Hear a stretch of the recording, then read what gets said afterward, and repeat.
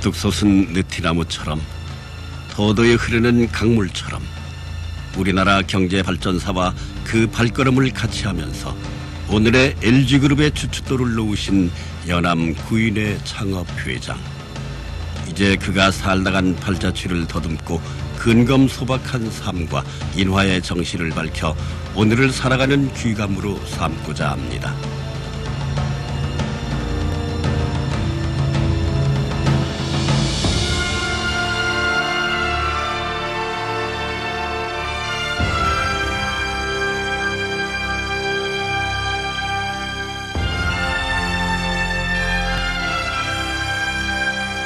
경상남도 진양군 지수면 승내리 방어산이 병풍처럼 펼쳐지고 염창강의 잔잔한 물줄기가 흐르는 조용하고 평온한 승산마을.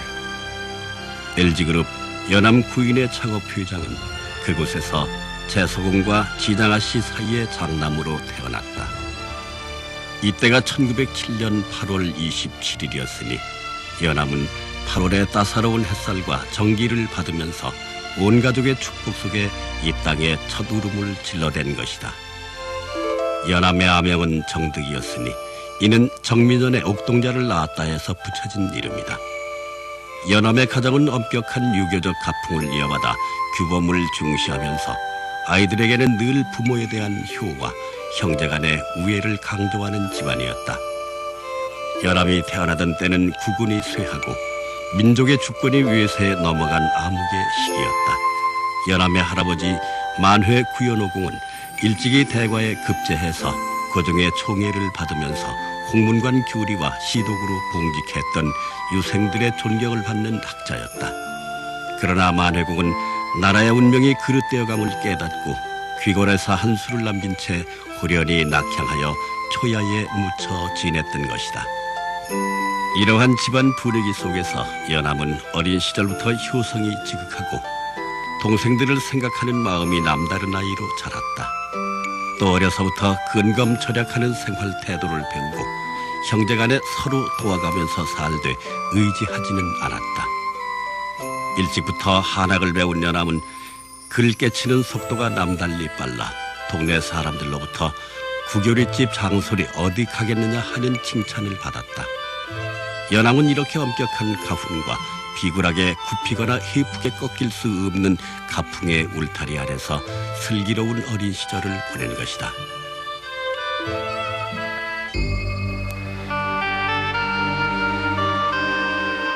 연암의 나이 13살이 되던 1919년, 이때는 전국 방방곡곡에서 기미 독립 만세운동이 일어난 해이다. 연암이 살던 영남 지방에도 만세운동은 비켜가지 않았다.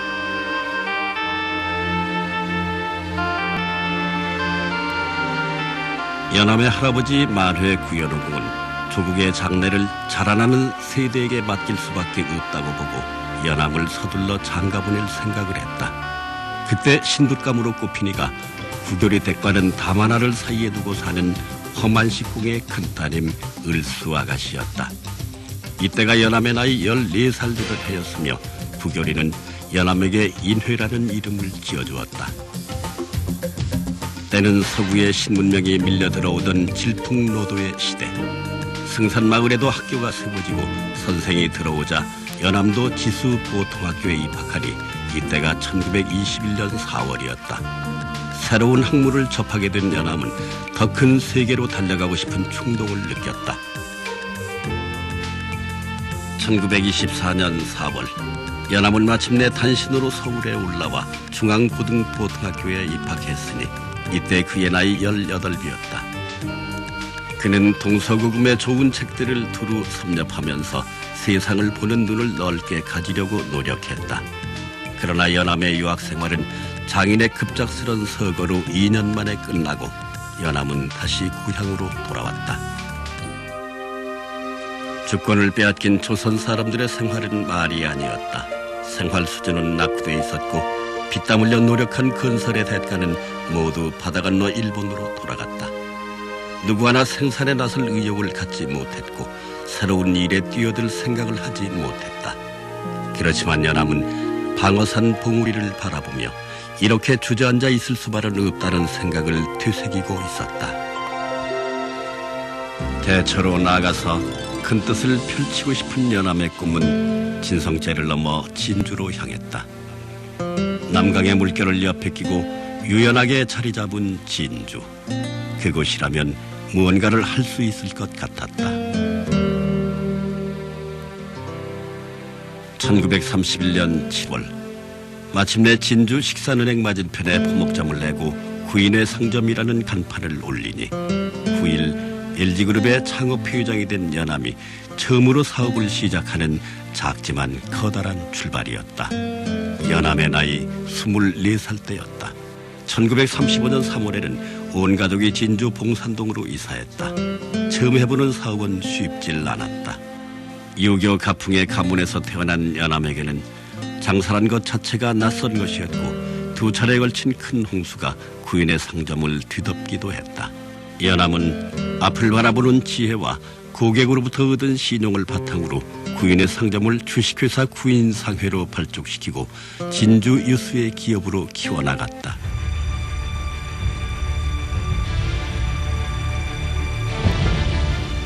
그렇지만 일본이 진주만을 기습하고 대동아 전쟁을 일으켜 온 나라가 전쟁의 소용돌이에 휘말리게 되자 연암은 사업을 정리하고 후일을 기약한다. 원자폭탄이 투하되면서 일본은 항복하고 1945년 8월 15일 해방을 맞이하게 된다. 이미 사업의 길을 나선 연암도 이제 다시 기지개를 켤 때가 된 것이다. 부산으로 이사한 후 국내 최초로 무역업 허가를 받고 조선흥업사를 설립하여 새로운 사업을 모색하던 연암은 1947년 화장품 제조회사로 락키화공업사를 설립했다. 연암은 서대신동 자택에 제조공장을 차리고 화장품을 만들어내기 시작했다.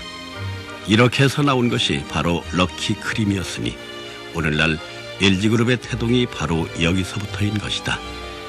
럭키크림은 소비자의 높은 호응을 얻으면서 날개 돋친 듯이 팔려 나갔다. 50년 초 교편 생활을 하던 장남 자경도 락키화공업사 이사로 사업에 참여했다. 1950년 6월 동족상잔의 비극 한국전쟁이 일어나자 부산에 있던 창업회장과 서울 장충동 화장품 연구실에서 생활하던 장남 자경은 하루아침에 이산가족이 되었다. 이때 자경은 부친 걱정에 사선을 뚫고 천리길을 달려 부산으로 내려와 부친을 만났다. 그때의 기쁨과 안도감은 말로 설명할 수 없는 것이었다. 화장품을 만들던 연암에게 한 가지 골칫거리가 있었으니 그것은 바로 화장품 뚜껑이었다. 화장품 뚜껑이 자꾸 깨져서 불량품이 속출하자 연암은 깨지지 않는 뚜껑을 찾았다. 그때 눈에 띈 것이 플라스틱이었다. 연암은 동생 태우에게 플라스틱 뚜껑 개발을 연구하도록 지시했다. 여러모로 플라스틱에 관한 연구를 하던 태회가 드디어 기계와 원료만 있으면 플라스틱을 만들 수 있다는 가능성을 확인하게 되었다. 한치 앞을 내다볼 수 없는 전란의 와중에서 전 재산을 투자해 미국에서 사출 성형기를 들여오고 그 기계는 플라스틱 제품을 토해내기 시작했다. 1952년 부산 범일동에 동양전기화학공업사를 세우고 그곳에서 플라스틱 빗을 생산하기 시작하니 이곳이 우리나라 플라스틱 산업의 요람인 것이다. 빗 다음에 비누값과 도시락 그리고 물통과 칫솔 순으로 연암은 계속해서 새로운 제품을 만들었다.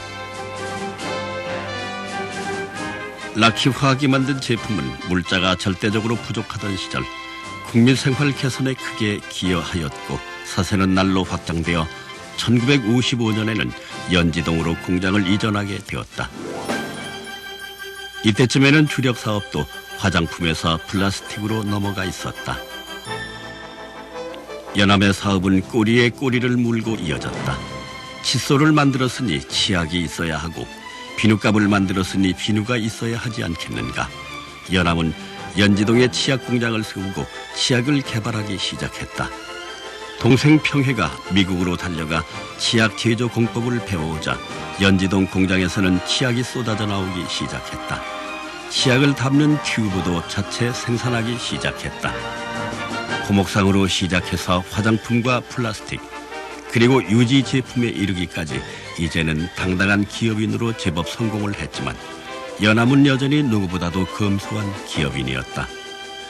소탈하고 소박했던 연암은 전차나 승합차를 타고 출근했다.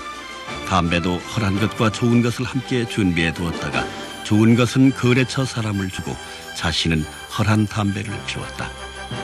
그 흔한 나일론 양말 하나 신지 않고 기름때가 흐르는 파카 코트를 입고 다니는 것이 화장품 회사 사장 시절 연암의 모습이었다. 전쟁이 끝난 뒤 극심한 물자 부족에 시달리던 당시 상황에서 연암이 개발한 신제품은 국민의 높은 호응을 얻게 되었고 라키 화학 제품에 대한 국민의 사랑도 깊어갔다. 국민 생활을 윤택하게 하는데 커다란 공헌을 하게 된 것이다.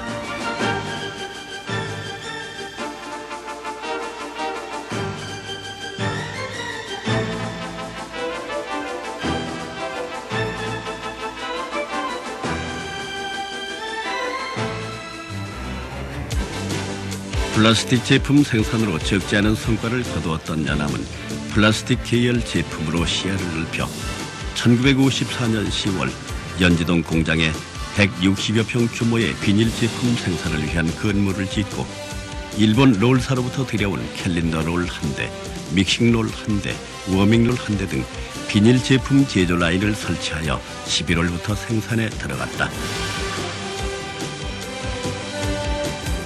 당시 라키 화학에서 만든 비닐은 농촌에서 농한기를 몰아내고 도시와 농촌의 소득 격차를 줄이고 농촌 근대화에 크게 기여하게 되었다.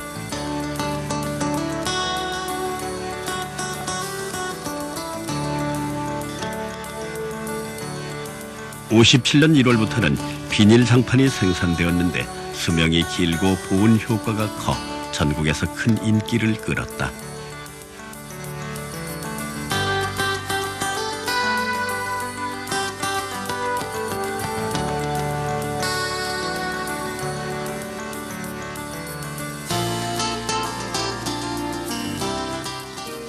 (1959년에는) 라키유지를 설립하고 비누를 생산하기 시작했다.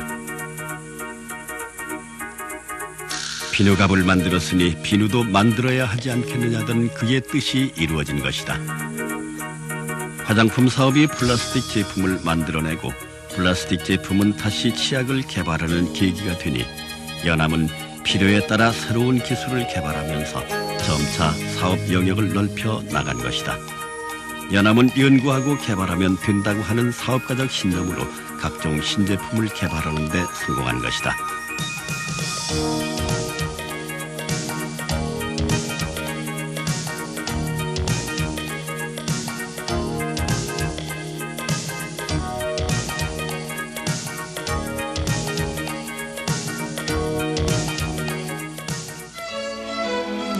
이에 앞선 1958년 연암은 난생 처음 외국 여행길에 오르게 된다. 그 옛날 푸근의 꿈을 안고 서울중앙고구에 입학했던 때처럼 그리고 큰 뜻을 품어 진주로 향했던 때처럼 연암은 그의 시야를 더 넓히기 위해 세계로 향했다. 연암은 미국과 일본, 유럽 여러 나라를 돌아보면서 눈부시게 성장하는 선진국의 모습을 눈으로 확인했고 기업인으로서 나라를 위해 해야 할 일이 무엇인가를 절실하게 깨우치게 된 첫 해외여행인 것이다. 1958년 10월 연암은 전자산업 진출에 큰 뜻을 세우고 금성사를 설립했다. 처음 만들기 시작한 것은 라디오였다. 좁은 목표로 살아가던 어려운 시절에는 우리 국민에게 절실하게 필요했던 생필품 생산에 진력했지만 이제는 본격적으로 국민 생활을 윤택하게 하는데 눈을 돌리게 된 셈이다. 모두들 과연 우리 손으로 라디오를 만들 수 있을까 하고 의심했다. 그렇지만 연암은 하면 된다는 자신감으로 가득 차 있었다. 기술이 없으면 외국에 나가서 배워오면 되고 외국에 가서 기술자를 초빙하면 될 것 아닌가 하는 것이 연암의 생각이었다.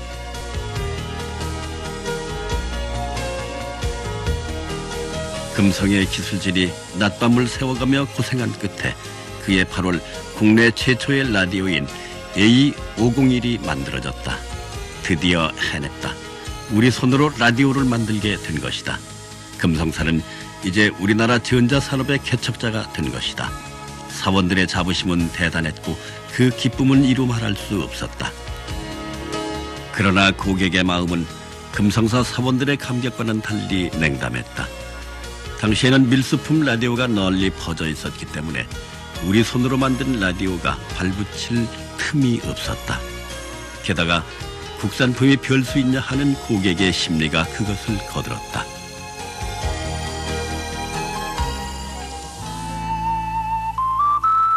(1959년) 금성사가 라디오 재고로 고전하고 있을 때 연암에 붙인 춘강 구제서공마저 세상을 떠나자 연암의 집안은 큰 슬픔에 쌓였다.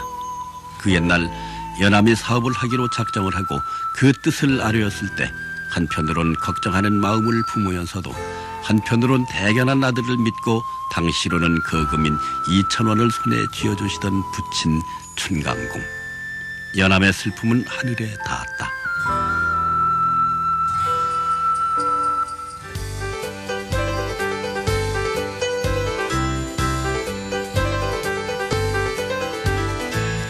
새로 진출한 전자사업은 날로 어려워져 금성사가 문을 닫아야 하느냐 마느냐 하는 지경에까지 이르렀다. 하지만 연암은 조금도 걱정하는 기색을 보이지 않고 계속해서 선풍기를 비롯한 신제품 개발에 도전했다. 전인미답의 전자산업에 뛰어든 만큼 금성사가 만든 것은 모두가 국내 최초의 제품으로 기록되게 된다. 60년대에 접어들면서 국내 정치가 소용돌이치기 시작했다. 4.19 이듬해에는 5.16이 뒤를 이었다.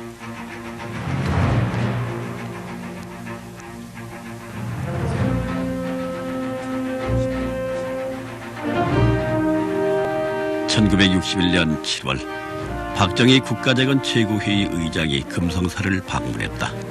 이때 금성사는 밀수품 단속이 시급하다는 건의를 했다. 그로부터 대대적인 밀수품 단속이 시작됐고, 그리고 그것은 금성사 라디오 판매에 숨통을 트이게 하는 계기가 됐다.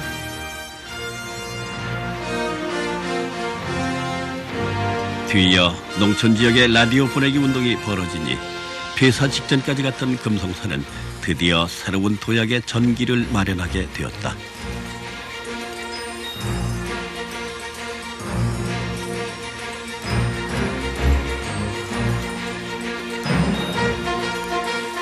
금성사는 곧이어 전화기 제품 개발을 시작해 국산 전화기를 만들어내기 시작했다. 물론 전화기 생산도 국내 최초였다.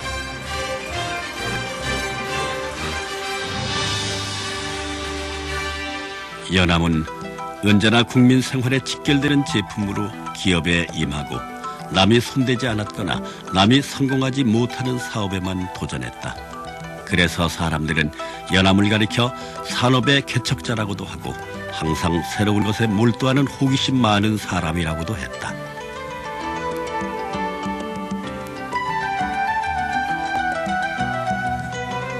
(1962년 2월) 연암은 차관 도입에 관한 교섭과 화학섬유업의 사업성을 검토해볼 목적으로 미국과 일본, 구미 여러 나라를 방문하는 출장길에 올랐다. 연암의 사업 행로는 잠시도 쉴 틈이 없는 강행군의 연속이었다. 1962년 8월 연암은 비닐 제품의 수요가 증가하자 라키 비닐우 공업을 설립하고 동네 공장을 건설하여 비닐 꽃장판, 비닐 타일 등 다양한 비닐 제품을 생산하기 시작했다. 1962년 9월 8일 부산시 온천동에서는 국내외 경제계 인사들이 참석한 가운데 금성사 전기기기 공장 기공식이 있었다.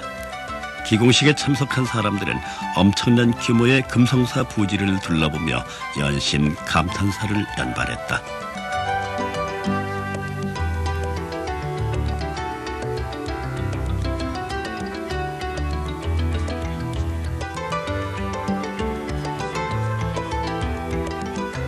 우리 손으로 직접 라디오를 만들겠다며 연지동 공장 한 구석에서 시작한 금성사는 선풍기, 전화기를 만들며 어느새 화학 분야와 함께 주력 사업 중의 하나로 성장한 것이다. 플라스틱 가공과 유지 공업을 위주로 한 락키 화학과 전기, 전자산업을 담당한 금성사는 장차 LG그룹의 양대 축으로 한 걸음 한 걸음 힘찬 발걸음을 내디디게 된 것이다. 연암의 왕성한 창의력과 추진력이 의욕 넘치는 경제개발 계획과 맞물려 성장과 발전을 거듭했고 오늘날의 LG그룹의 형태를 어느 정도 갖춘 모양이 되어 있었다. 연암은 틈만 나면 기술 개발을 역설했다. 아무리 기계 시설이 좋고 적합한 원료를 확보했다고 하더라도 기계를 가동하고 제품을 만들며 품질의 성능을 좌우하는 것이나 생산 능률의 높고 낮음을 정하는 것은 사람의 손이라는 것이 연암의 기업 철학이었다. 따라서 연암은 공장을 세우고 기계를 도입하는 데는 큰 돈을 아낌없이 투자하면서 유능한 기술인을 영입하는 데 필요한 경비를 아끼는 것은 본말을 잊은 것이라고 주장했다. 이런 연암의 경영 철학이 기술의 상징 금성을 만들어낸 것이다.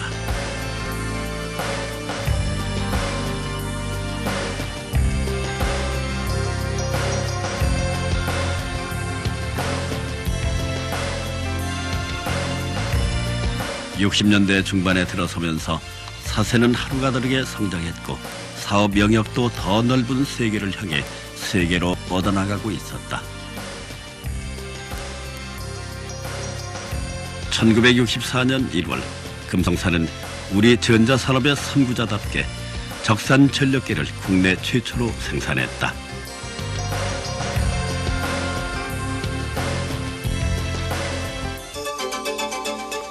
연암은 누구에게나 신용의 기업인으로 인정받았다.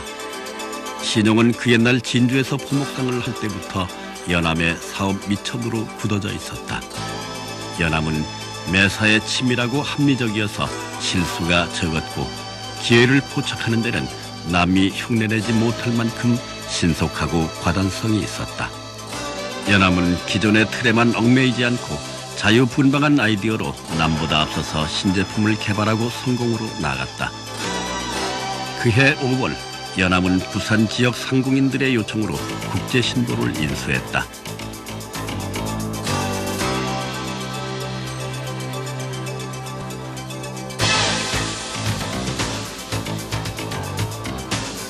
(1964년 11월에는) 금성사가 국내 최초로 자동 전화 교환기 생산을 시작하니 금성사는 통신산업 분야에도 진출하게 된다. 어떤 이는 연암의 인품을 외유내강이란 말을 빌어 표현했다. 소탈한 얼굴에 넉넉한 미소로 늘 친근감 있게 사람을 대하는 연암이었지만 사업을 추진할 때는 불같은 힘이 넘쳤고 위기가 닥쳤을 땐 결연하게 맞섰다.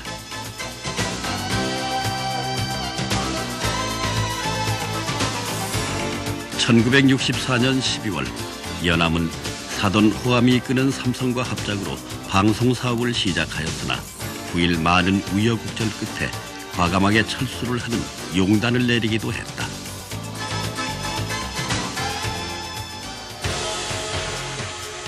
(1965년에는) 금성사가 국내 최초로 냉장고까지 생산하게 되지 우리나라 전자산업은 금성사의 성장 속도만큼 그 폭과 깊이가 넓어졌다. 5.16이 일어난 뒤 한국경제인연합회가 만들어졌다. 연암은 20명의 회원 중 한 사람으로 이 단체에 참여했으니 이미 우리 경제를 주도하는 위치에 서 있었던 것이다.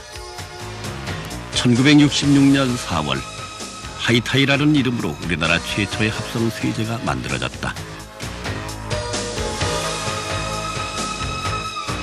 1966년 4월 경기도 안양의 한국 케이블 공장이 준공되었다.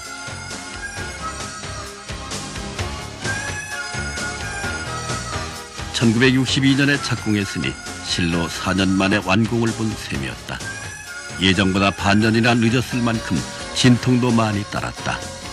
안양 공장 준공은 진주에서 시작해 부산에서 꽃을 피운 연암의 사업이 수도권으로 근거지를 옮겨가게 하는 계기가 되었다.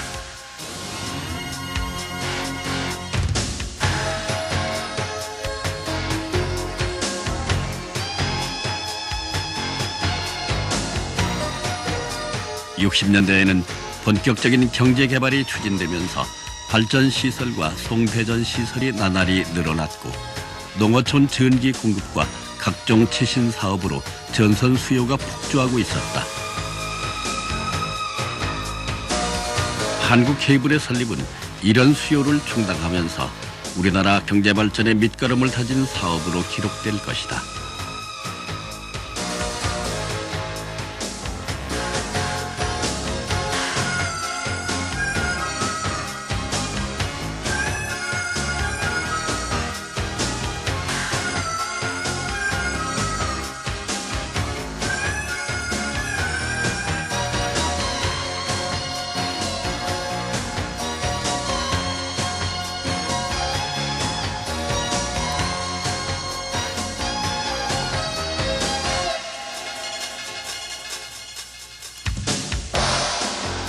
갖가지 제품 개발로 기술력을 축적한 금성사는 드디어 1966년 흑백 TV 수상기를 국내 최초로 생산하니 국민의 생활은 더욱 다양하고 풍요롭게 되었다.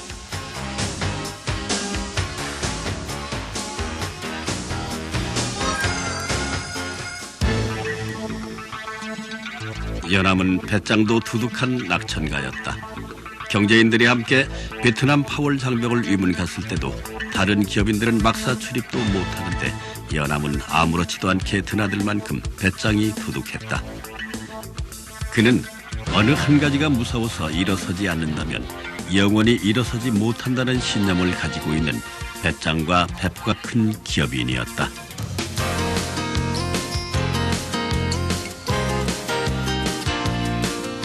(60년대) 중반에 접어들면서 연암은 또 하나의 야심찬 프로젝트를 기획했다.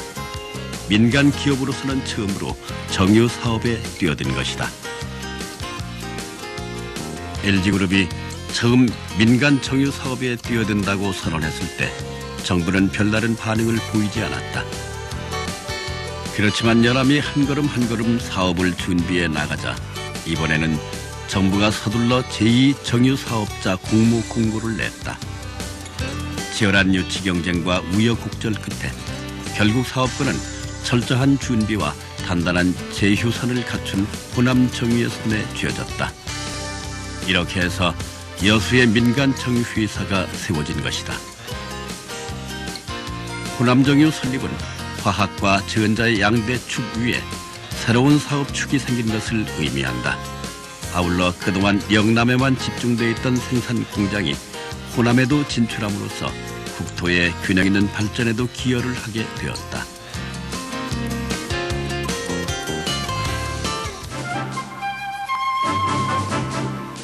(1967년 3월 4일) 르뷰케 서독 대통령이 금성사 온천동 공장을 방문했다. 외국 원수가 민간 기업을 방문한 것은 이때가 처음이었으니 연암은 민간 외교 개척자로서도 큰 일을 해낸 것이다. 이때 금성사는 정부의 지불 보증 없이도 외국 차관을 빌려 쓸 수 있을 만큼 신용과 기술력은 이미 외국에도 정평이 나 있었다. 연암의 신용은 멀리 진주에서 포목점을 할 때부터 비롯된 것이다. 연암은 고객으로부터 얻은 신뢰와 거래처와 맺고 있는 신용을 바탕으로 사업을 했다. 연암은 신용과 치밀함 그리고 기회를 놓치지 않는 과단성으로 모든 사업을 성공적으로 이끈 것이다.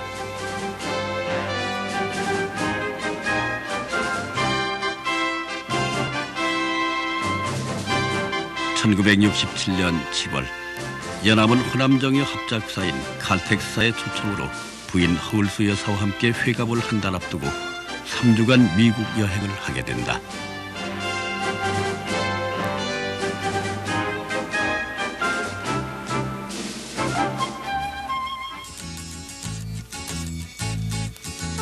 (1967년 8월 27일) 이날은 LG그룹 연암 구인의 창업 휴의장의 회갑날이었다. 연암은 칠순잔치나 하면 되지 회갑상이야 받을 게 있냐고 생각했지만 노모께서 간절하게 아들의 회갑날을 챙기는 것을 보고 어쩔 수 없이 회갑잔치를 차리게 되었다. 워커힐 한국관에서 벌어진 회갑잔치는 연암의 행복한 가정을 상징하듯 성대하게 베풀어졌다.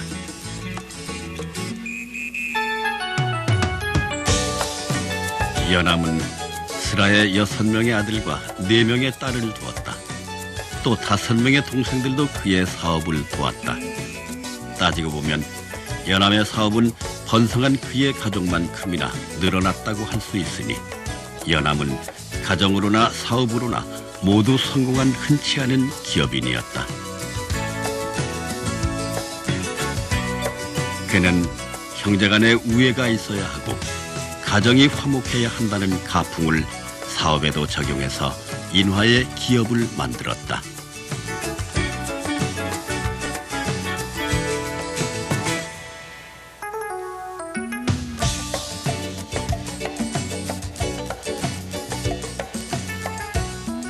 대원각에서 벌어진 회갑 축하연에서는 정계, 재계, 문화계 인사들이 대거 참석해서 연암의 회갑을 축복해 주었다.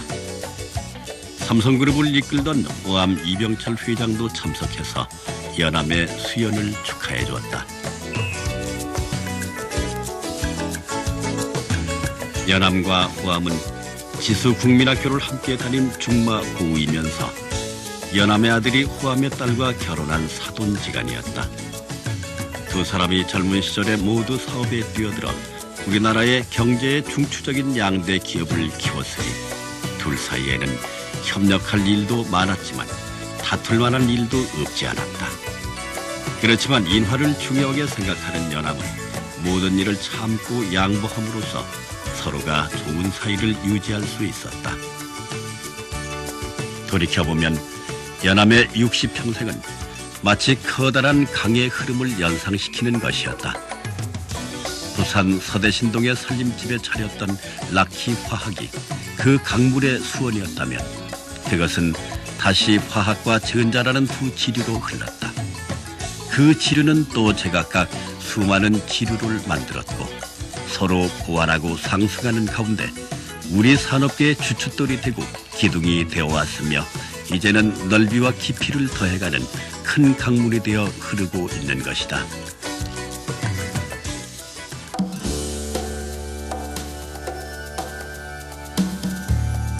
(1950년대) 후반 건강과 사교를 위하여 시작된 연암의 골프회원은 대단했으며 많은 일화를 남겼다. 연암은 친지들에게도 골프 권하기를 언제나 잊지 않았으며 회사 임원들과도 골프장을 자주 찾았고 때때로 사내 골프대회까지 열어 많은 직원들이 참여토록 하기도 했던 연암에게 골프는 건강과 사교의 차원을 넘어서 삶의 기쁨으로 승화되었다. 1968년 3월 연암은 한국 컨티넨탈 카본을 설립하여 연산 2만 3천 톤 규모의 부평 공장에서 타이어 튜브, 신발 위의 고무 배합용 원료인 카본 블랙을 생산하게 되었다.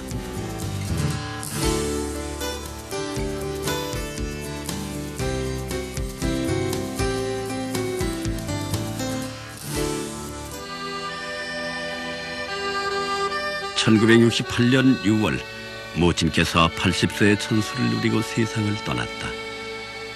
장남인 연암은 장례 절차를 간소하게 하고 부의금과 조화를 사절했다.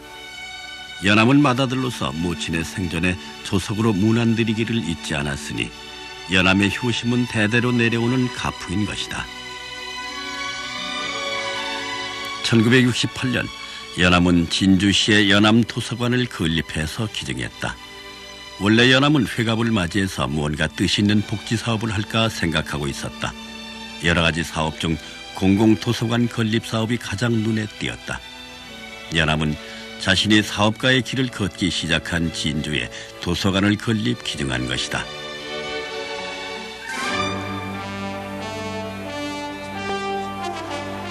(1969년 5월에는) 금성사가 국내 최초로 세탁기를 생산하게 되었다.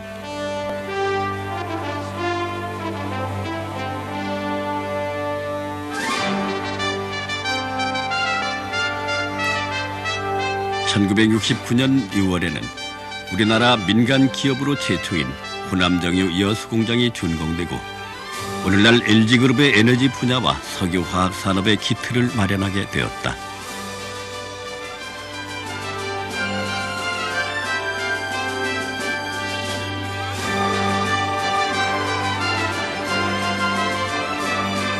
(1969년 10월) 연암은 많은 임원들의 반대가 있었지만 그는 민족 자본을 키워야 한다는 생각에서 락키화학공업사의 주식 공개를 적극적으로 추진해 나갔다.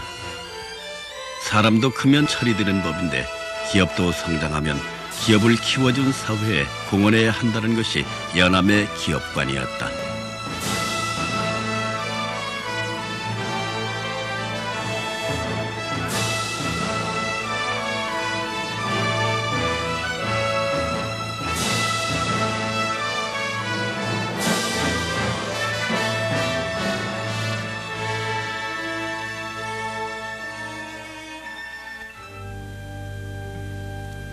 (1969년 12월 31일) 칠흑 같은 섣달 금음날의 밤하늘엔 언제부터인지 눈이 내리기 시작했다. 그리고 마침내 큰 별이 쓰러졌다. 의지의 기업인 LG그룹 연암 구인의 창업 회장의 63년 생애를 마감하는 순간이었다.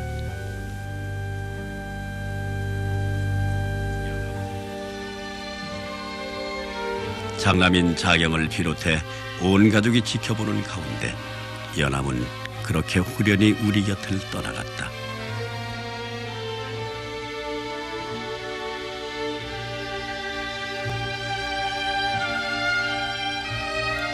평소에 남달리 근검소박의 생활 신조를 지키고 가정이나 일터에서 인화와 공익을 중히 여기는 한국 경제 부흥에 으뜸가는 기업인이었던 연암은 LG그룹을 세계로 뻗어나는 우람한 느티나무로 키우는데 온 생애를 바치고 이제 영면의 길을 떠났다.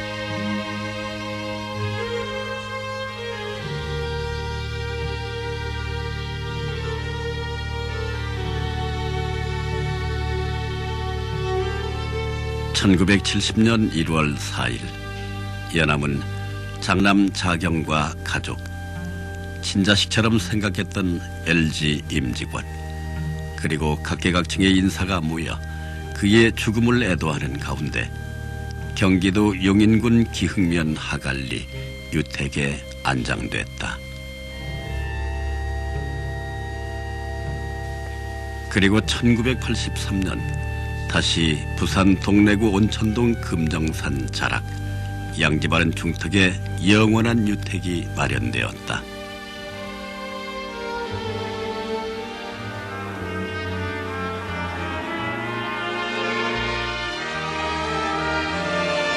엄격한 가풍의 집안에 태어났으면서도 진취적이고 적극적인 기상을 지닌 사람.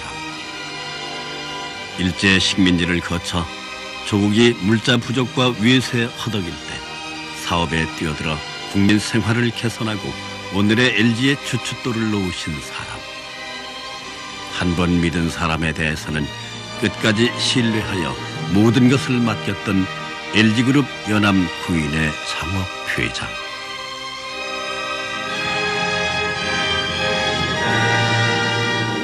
그의 근검소박한 삶과 인화의 정신은 LG그룹과 함께 영원히 남게 될 것이다.